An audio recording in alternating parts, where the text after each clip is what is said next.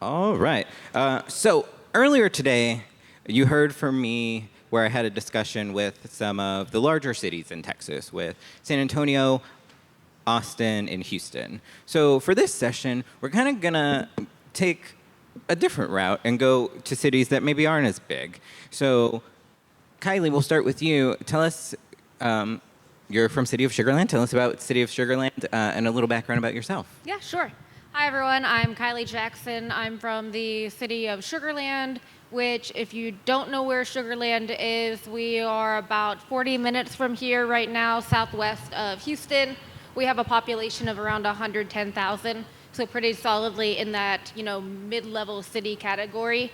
The Sugarland overall is not that old of a city. We were incorporated in 1959, so relatively new in the grand scheme of things, but we're definitely at a point in our city's history where our growth is starting to slow a little bit. For a while there, we were growing very, very rapidly, expanding. We had a lot of room for new industry, new entertainment, new retail, and we are kind of at the point now where we're getting more built out.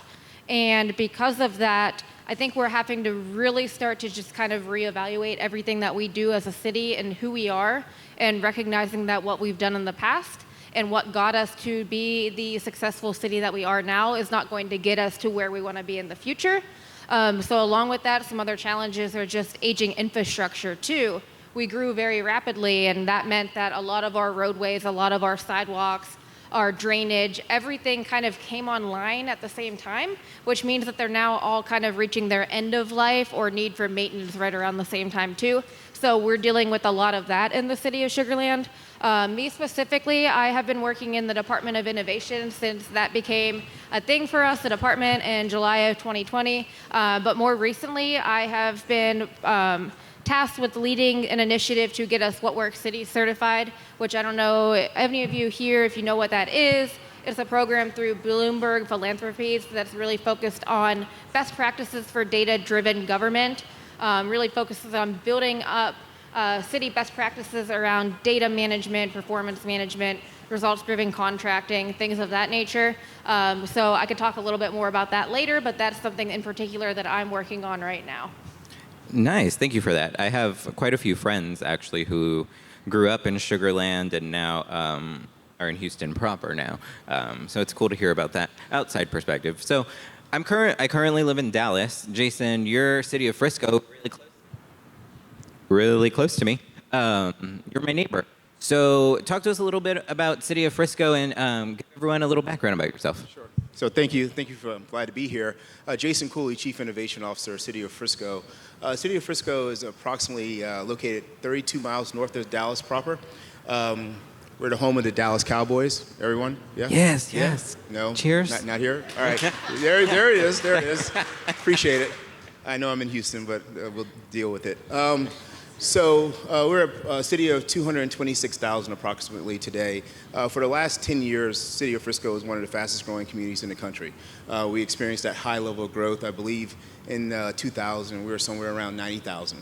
And so to see that type of growth so quickly, we've had to look at our processes. We've all heard the things of do more with less. We know what kind of budget constraints that we have. And so in Frisco, we really started to look at it at a very early age and looking at how can we get better about what we're doing on a daily basis and how can we deliver those services to our citizens. One of the things that we recognize very early is when people move somewhere, they move to a place because they see how great it is or they see something there that they want to have, right? And so when they move, those expectations don't suddenly change.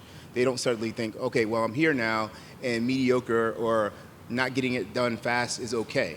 They still want that high level of service, if not even more, because now they're a taxpayer. And so that is one of the things of building that capacity, building that internal infrastructure, both externally and internally, that we can respond to that type of growth continues to be one of our pressing priorities. And so that's why the Office of Innovation, our innovation unit was started December of 2019, December of 2019, and really looking at how can we build that capacity internally, but also looking at other ways, pilot projects, our Lean Six Sigma Academy, which we'll talk about, all those different things that we can do to build that capacity so that we can respond to our citizens.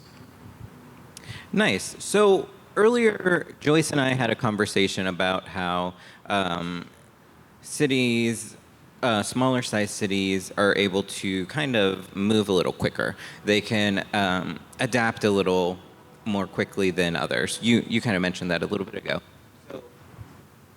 How do you balance the need for those short-term wins versus the long-term wins for the city? And are there examples that where your short-term maybe are contributing to your long-term goals? We'll start with you, Kylie. So I think, Jason already talked a little bit about building capacity, and I think that's exactly what those quick wins do. A lot of the things that we've worked in the Department of Innovation in the grand scheme of things aren't a huge revelation, a game changer like project, but they've really built up that capacity internally to get us to the point where we're doing those. Because I think, innovation and thinking outside the box definitely is a skill set. And it's something that has to happen at all levels of your organization. It can't be something that you only delegate to the director or the manager level. You need to have everyone, the people that are out on the streets doing the work every day, they also need to understand what it means to innovate and try new things and think outside the box to solve challenges. And those quick win type of projects, I think, are really what enables them to kind of get it. So we at the City of Sugarland have the Department of Innovation. We have an internal training academy that teaches people those skill sets, and we also have a program for different city employees, anyone at any level, to come to us with any challenges that we need to address, and we'll teach them the skill set and kind of help them through that while they still own it and really take ownership over that whole process. I guess one quick win I can think of that we've done recently that is kind of leading us towards the future and where we want to be is the Department of Innovation led an effort with our Public Works Department to get a training simulator for their crews instead of always having to, go out of service, go off site and go somewhere to practice skill sets with the more technical tools that they use, backhoes, whatever it may be, a training simulator that they can use in the office. They still have to do their final checkoffs out in the field, but it can help equip them better for that, and it's more time effective. That's a quick win, not a huge lift, but it's setting them up in the future that, Public Works in general hasn't been, I guess, the most technologically driven group within the city, but it's really cool to see them embracing that technology that's going to set them up, I think, to do more of that in the future. Yeah, so Brian Dillard talked a little bit about that immediate gratification need almost. So for you in the city of Frisco, Jason, how are y'all balancing that same act? I think it's you said the word balance. I think it's really important that we do have those quick wins. When we start talking about, you'll hear our mayor say it, our city manager will say it, we repeat the words over and over again. The city is an innovation lab. That's how we like to look at it. That's how we pitch ourselves, that we want to live that way. But to do that, we have to do those infrastructure pieces. So we also have a Lean Six Sigma Academy. It's called Frisco Lean. We train, I think, over 1,200 employees on the basis of Lean Six Sigma. When you graduate from that very first class, you get your bronze certification. And then your task is to go out and find projects in your department and other departments that not necessarily make it lean, so to speak, but you're looking at how can you deliver services in a better, more efficient way. And sometimes that's with a program. In many cases, it's not. And so we're looking at cost savings, we're looking at innovation, we're looking at efficiency, but we want to spread that out throughout the culture of the whole organization. But when we have those small wins, so let's say we did a food delivery robot, during COVID, and we were able to launch that program honestly in 6 weeks. We went from concept to actually doing food delivery with a Starship robot in 6 weeks. It's a signal to not just our citizens, but a signal to our organization that we have the skill set to do this, we have the capacity to do this, and we have that desire that we want to be more efficient, we want to be innovative, and we can do that. So it kind of spreads throughout the department. So the small wins build up, and hopefully you get the bigger ones that we can talk about later. But I think for us, we have to balance both. There have to be small ones, but it always leads up to something bigger, hopefully. So with these projects, with those short-term wins, with those long-term wins, there's always the questions of funding, right? How are we going to even fund these projects? You, Jason, clearly don't have the same size budget, and maybe as like City of Dallas. So, are there any creative partnerships or ways that you've been able to maybe secure funding to further smart city movements in Frisco? Sure. I think one of the big things, and we mentioned this, and I've said it to people here in this room and others that aren't here today, we like pilot projects. That's the easiest way for us to get a hold of something. If you're willing to pilot something in our city and we can prove up that test case, it is the quickest way for us to be able to go out and secure full funding for a project. Either a time period of time or a geographic location, a small community or a street or something like that we can put our hands on. I can prove up that it works, and I can show that, demonstrate it to both citizens and mayor and council. That is the quickest way, and that can be fast. That is the quickest way to get full budgetary, because in many cases, the ideas that are coming today aren't budgeted, right? I can't talk, we're doing our budget process right now, today. We're in budget season. But I don't know what's coming next year. We can predict, but it's really hard to earmark, if you will, $500,000 for a project that's coming next year for broadband or driverless vehicles or autonomous drones. I can't do that. So the easiest way for us to do it is find a pilot, build it up, make sure it works, prove up the test case, and then move forward. Then I can get budgetary approval, and we can pay for whatever we want. Is it a similar story for you, Kylie, in Sugarland, or? Yeah, and I would agree with Jason that it's really hard with the budget process of your typical city. We're also working on ours right now. Our fiscal year will begin October 1, so we're already starting. Departments are already putting in budget requests. And that makes it really hard, I think, because innovation doesn't happen on this timeline. You know, it's really hard to say, okay, now in April that we know what type of innovation project we're going to, like what the money need is going to be next, February. It's really hard to put that onto a timeline. I would also say another challenge, just going back to kind of the life cycle of the city and where we're at with the maintenance needs and, the infrastructure repairs needed and all of that. It is a challenge to make the case for new trailblazing innovation when you're up against other departments, directors that are asking for just basic repairs to our city facilities that are getting very outdated. Our roads need repairs. But you can't do all that and ignore that we need to be spending on innovation and smart city technology and that type of thing too. So I think as a city, we're really in the process of trying to find that balance between the two.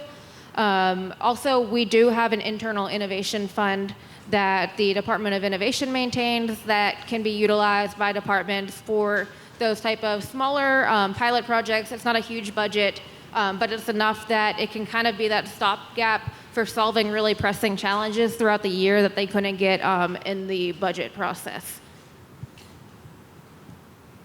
So we get the funding, we have the projects, everything's great. Let's talk a little bit about the results. So how are you measuring the impact of these smart city projects and communicating those results to stakeholders and community? And is that really helpful? Is that helpful for you in the process? We'll start with you, Kylie. When you talk about measuring ROI, it definitely can be a challenge because it's not something that's going to resonate with everyone in the public. They may not, be interested, understand, or care about like hard ROI numbers. So you really have to do a lot of that storytelling. You need to get out there, share stories in unique ways, whether it be a blog post, a social media post, and really, I guess, put a story behind it and get them to understand why it's beneficial to them. Internally, also doing, trying to calculate ROI. It's possible we can do it. We try to do it a lot. But also sometimes I think you can get really caught up just on the pure ROI in terms of numbers and because of that, not look towards the future. And I think a good example of that from recently is we've been trying out autonomous mowers at our airport. And we've had a lot of discussions recently about it really doesn't matter what company you look at right now. We've talked to a lot. We've piloted some. On a cost per acre, the ROI just isn't quite there yet to where, if we want to justify it purely on a ROI basis, is it cheaper to do it that way? It's not quite there yet. So then it turns into kind of more of a strategic discussion. Okay, so the ROI is not quite there yet. Where do we think we're going in terms of, like mowing in the future in the city, whether it be at our airport where we're doing a lot of this piloting or out in the right of way? What's the future going to look like? It's possible that 10 years from now, the airport will be required to use autonomous mowing. So should we be getting ahead of that now? So we have a lot of those type of discussions too. It's not just about ROI. It's also looking towards the future. How do we become more resilient and ready for what might come in the future? I think Kylie was spot on when we talk about ROI. In many cases, the technology, even if it works and it works well and you try to scale it up and deploy it fully, it will be too expensive. We had a autonomous vehicle project and that ran for 9 months and it was actually making autonomous rides on a 3-mile loop. And we did that and it worked well. And it proved up the case that we can actually deploy this technology safely without any issues. But when it came down to actual deploying it and monetizing it, it would be cost prohibitive. A ride versus a standard Uber ride, a ride in this vehicle would be 4 times the amount. And so immediately, there's no ROI there, but not only that, but we can't pitch that to our citizens and saying, this is what I expect of you, even though the technology is there and it's cool. And when we start to reach to the point, to your point of, if we have to do it, right? If we have to do autonomous mowing at an airport or a safety situation like that, then we can get to the point where we have to deploy the technology. But if there's an option, it's better for us to pilot it and see if it works. And small scale deployment, that's something that we can afford and ramp up. I think it's really hard to quantify it with pure numbers. I think the qualitative analysis of it is very important. We're doing a pilot program with robots in our new library. And the robots are helping with wayfinding and book return and actually book delivery to citizens and patrons. That's expensive, but looking at people and seeing their response and reaction to this technology being deployed is going a long way. And so people like it. It's cool. It speaks to innovation. It speaks to the type of city we want to be, and it works in our library. So that's something that we can deploy, and we will deploy that, even if at the end of the day, the return on the investment, so to speak, isn't there. It actually is moving the dial for us when we start to talk about building this innovation culture and innovation city as a lab. So it's a balance. Again, a balance. Yes. So we have the return on investment. We're also measuring it in different ways. The question now comes, you have all this data. In each of your cities, when we're dealing with data, how are you ensuring that that data is, being used appropriately or is being used in a transparent method? And more importantly, have you faced any challenges throughout that you're like, hey guys, don't do this? So, when you think about it, the whole purpose behind a lot of the IoT technologies out there is to generate data, and not only to generate data, it's to create insights with that data. You could have all the data in the world, but if you're not utilizing it to lead to information that can drive decision making, then I think as someone else talked about earlier, data can be an asset, but it's really what can you do with the data that's the asset behind it. So managing our data is really important to us, and that's one of the main reasons why we really are focusing right now on getting What Works City certified and just data management as a whole. Right now, even as a small city, if you look at it, we have 160, probably more. If we actually counted them, I'm sure it's closer to 200 different software systems that are being used by all the different departments that are collecting data in one way or another. They may or may not be connected to the greater enterprise systems that the city has. So we have a ton of data out there, and with that comes risk, especially when you don't really know all that you have. So we are making a really concentrated effort right now to do a full data inventory. We've done parts of it in the past, but we are working through that, coming up with a plan for doing it with each and every department right now. It's gonna be a lot of work, and I think that it's also the not so fun part of it. It's great to come out there with a robot that looks really cool. People love that. People don't love when you come to them and you're asking them, what data do you have? Can you go through your different data sets with that? It's boring, it's not that fun, but it's setting that necessary framework for where we wanna be in the future. And along those same lines, another focus area is going to be creating a more robust data privacy policy.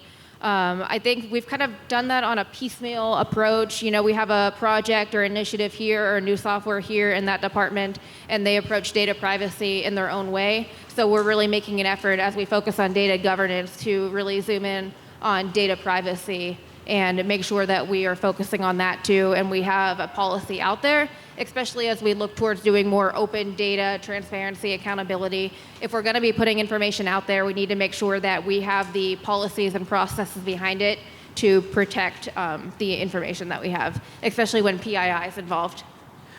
A full data inventory sounds so exciting, but also so not exciting and scary a little. So I'm excited to hear, like, in a couple of months, what Sugarland is up to when it comes to that. So I'll be looking out.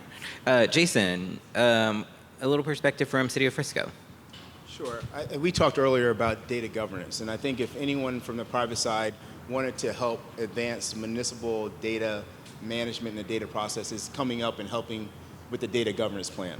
One that is universal, that speaks to external and internal. How do we use it? How do we present it? We actually ended up working backwards. We started our open government portal, and we were rocking and rolling. We were collecting, we were making our systems work, and then our police and firefighters saw, data out there in the world, and they were like, well, I don't want to show that. Well, it's too late now. We have an open government portal. That's what you wanted. You wanted dashboards, you wanted metrics, and now we have metrics, and they're out there, and they're like, well, I want to scrub that. You can't do that. And so we immediately realized that we weren't there mentally and in regards to our city government, in regards to how do we manage data, what can we show, what do we want to show, and make it consistent. That was the issue, is consistency. Month in and month out is the same thing. So we started all over again. And so we took all that stuff down, and now we're working from ground level up. What do we want? What is the purpose of it? That's the other part of it is, it's great to have all these data metrics and things that we can show, but if we don't have the systems in place to actually use that data to make some type of predictive analysis and ultimately change how we're doing work, then we're just collecting data to collect. And I know a lot of us do. Governments collect data better than anyone else.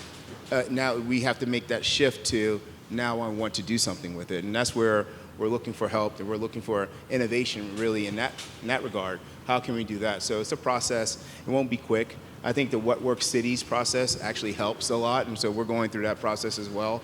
And hopefully at the end of it, it might be 3 years. It might take a while, but hopefully we're in a better state and we can start moving forward. So when it comes to cities, let's talk a little bit about inclusion. So how do you ensure that these smart city projects are accessible and inclusive for all of the residents in the city? Probably, maybe for you, Kylie, it's a little different since Sugarland is in that unique perspective of the big population boom and aging infrastructure. So maybe it looks a little different than Frisco. But can you talk to us a little about how you're really making sure maybe people who don't have a lot of access have that same equal access? How are you balancing that act? I said balance again, Jason. There you go. Talk today.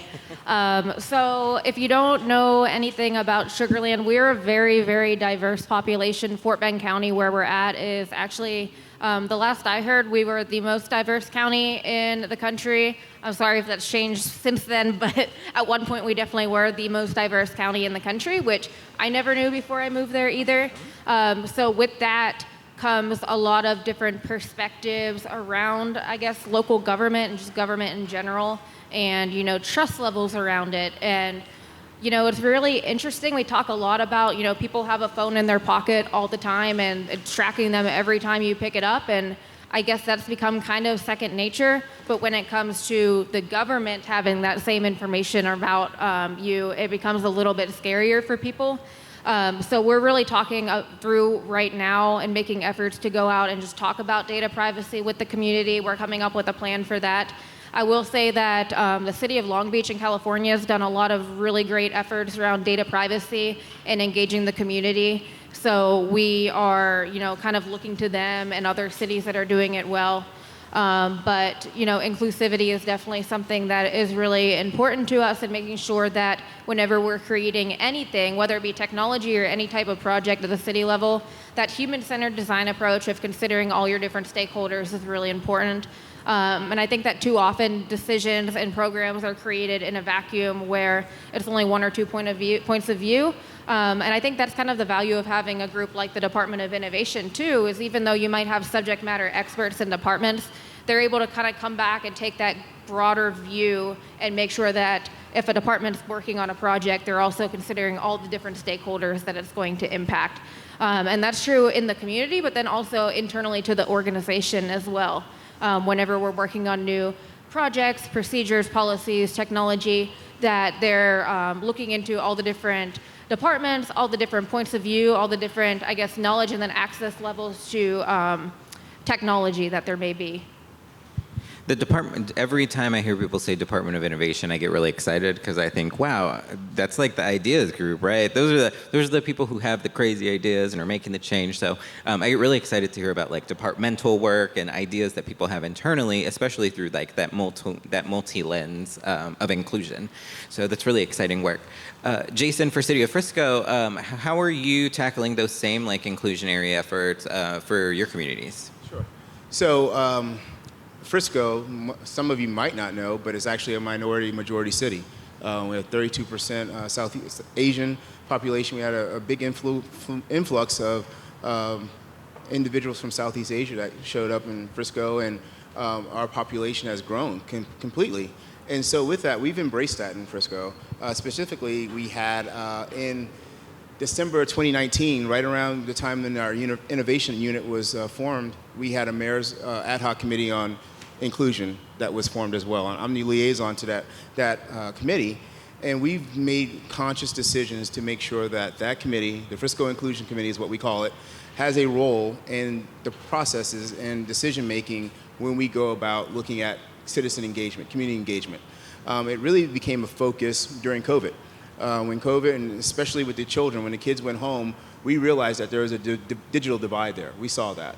We saw where we would have to contact some of our partners in telecom and have stand-up nodes in the schools so kids could actually do work on Chromebooks in the parking lots because they didn't have that connectivity at home. And so it was our inclusion committee that brought that to light and really worked with our partners in telecom to make sure that if people did not have that capacity, we were doing our best as a city working with our partners to make sure that we were doing everything we could.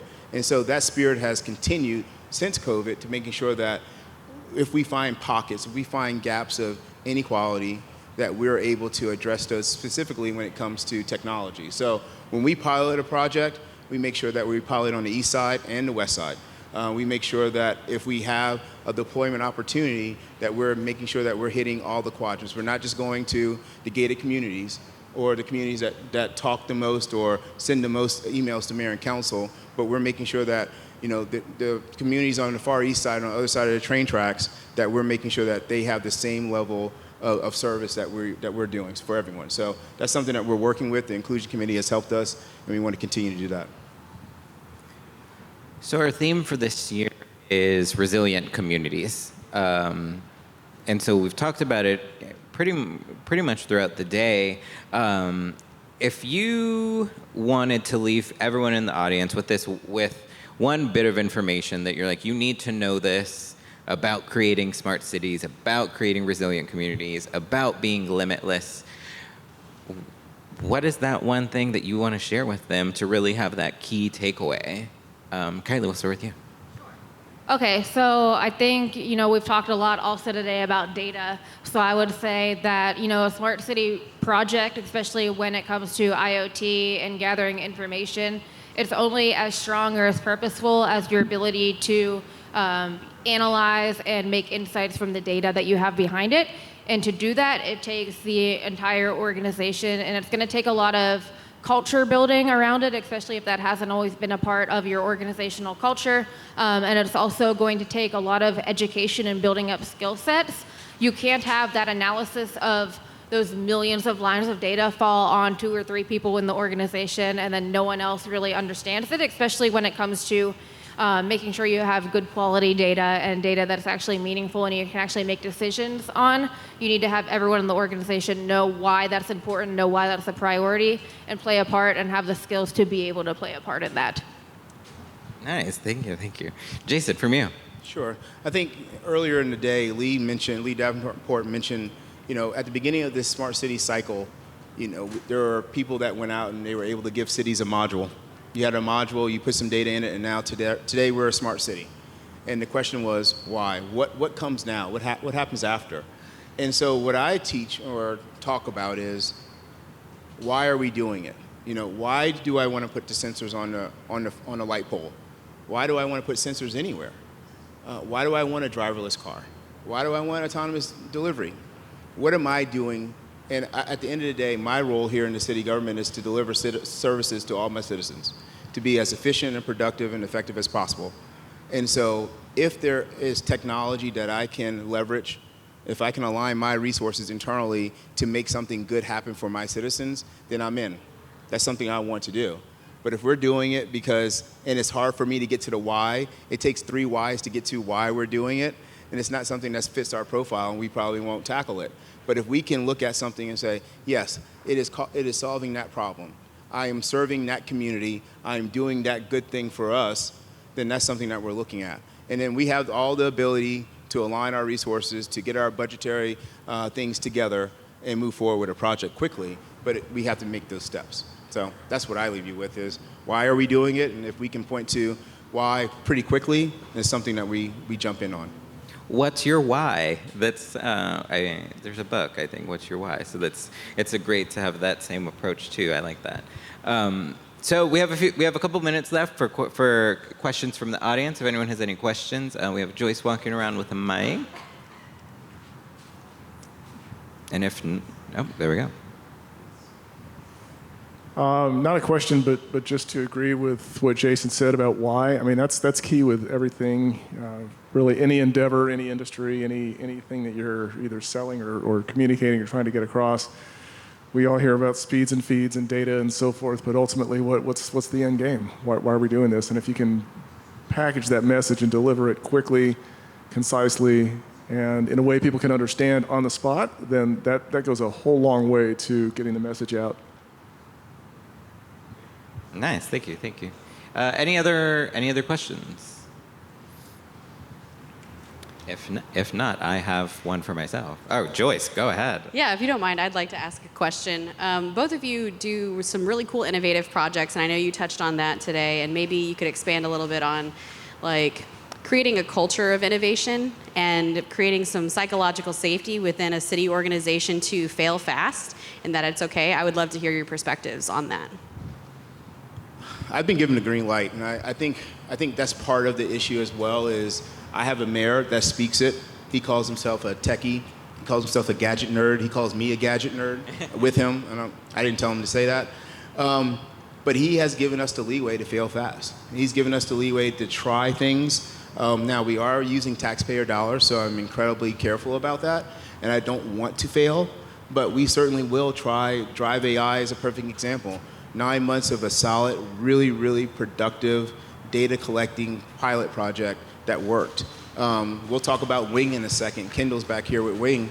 Who would have thought that you could do autonomous drone delivery of food and have it up and running in 9 months? And I told the mayor that we were probably 3 to 5 years away, and then 8 months later, here we are doing it. And so if you have that concept, the why, Kendall was able to talk to us our why immediately, and we were able to align the resources and move forward. My mayor said lean in, and we have the backing. To Joyce's question, if you have the backing of your upper management, the city manager, the mayor, council, it helps out an awful lot to move forward with these things. And so I think those are the projects that we can really get moving with quickly. Say that we are also very fortunate in Sugarland to have a city manager and a mayor and a city council that are very supportive of innovation and trying new things. And we're working on a new city vision right now that's saying that we want to be trailblazers. So basically our whole city goal right now is around trying new things, thinking outside of the box. But I'll also say that saying it and doing it are two different things. So it does take some hard work and hard conversations to actually get there. And I think it's just those constant conversations around we have to get comfortable with a little bit of risk. Going back to what Jason said, like you always do have that thought that you're using taxpayer funding and you need to try to minimize the risk, but we also do need to take some level of risk on in order to get where we want to be in the future.